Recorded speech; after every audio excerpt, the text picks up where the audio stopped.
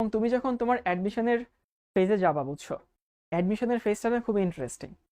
খুব ইন্টারেস্টিং এই সেন্সে, দেখবা তোমার কিছু ফ্রেন্ড যাবে মেডিকেল অ্যাডমিশনের জন্য, তোমার কিছু ফ্রেন্ড ডি ইউনিটের অ্যাডমিশনের জন্য যাবে, তুমি আবার হয়তো ইঞ্জিনিয়ারিং এর জন্য থাকবা, কেউ হয়তো আইবি এর জন্য পড়াশোনা করবে, কেউ হয়তো বিদেশে যাওয়ার ট্রাই করবে, কেউ হয়তো আর্মিতে যাওয়ার ট্রাই করবে। এরকম কিন্তু বিভিন্ন দিকে না বন্ধুরা ভাগ হয়ে যায়, বুঝছো। তো এই জিনিসটা অনেক ইন্টারেস্টিং লাগে। এবং অ্যাডমিশনের সময় কি হয়, তোমাদের এখনো কিন্তু কোনো আইডেন্টিটি হয়নি। মানে আইডেন্টিটি বলতে বোঝাচ্ছি, ধরো যে বুয়েটে ভর্তি হয়েছে সে কোনো না কোনো দিন ইঞ্জিনিয়ার হবে আর কি, যে মেডিকেলে ভর্তি হয়েছে সে কোনো না কোনো দিন ডাক্তার হবে, যে ভার্সিটিতে যে সাবজেক্টে ভর্তি হয়েছে সে সেই সাবজেক্টের এক্সপার্ট হবে। বাট তোমরা এখনো না কোনো দিকে যাওনি, মানে এখনো না ওই ভাসমান অবস্থায় আছো।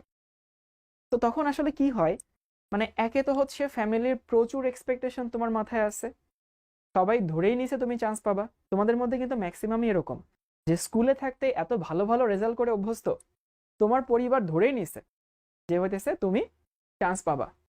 এখন যখন কেউ ধরেই নেয় যে আমি চান্স পাবো, এটা 100% গ্যারান্টেড, তখন না জীবনে আর পাওয়ার কিছু থাকে না, জীবনে হারানোর থাকে। বুঝো কি না?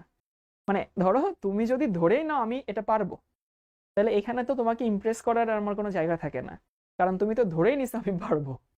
তো তখন আসলে জীবনে পাওয়ার কিছু থাকে না, খালি হারানোর ভয় থাকে, পাওয়ার খুশি আর থাকে না। এবং এইটা যে কি পরিমাণ প্রেসার দেয় এটা আমাদের আব্বু আম্মুরা বুঝেন না, আমাদের আত্মীয় স্বজনরা আসলে বুঝেন না। ওনারা বলে দেন, আরে তুমি চান্স পাবো না, তুমি তো চান্স পেয়ে বসে আছো। এই যে তুমি যে চান্স পেয়ে বসে আছো ভাই, এটা উৎসাহ থেকে না প্রেসার বেশি দেয়। তখন খালি ভয় হয়, আল্লাহ যদি না চান্স পাই।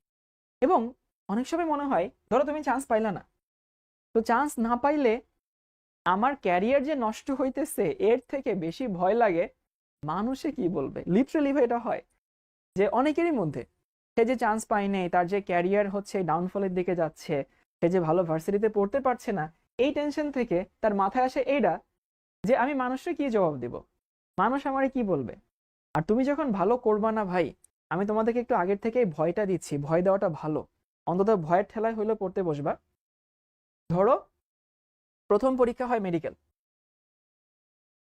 তারপরে হয় ডিউ, তারপরে হয় বুয়েট, এরকমই হয় নর্মালি, ডিউ বুয়েট কাছাকাছি হয়।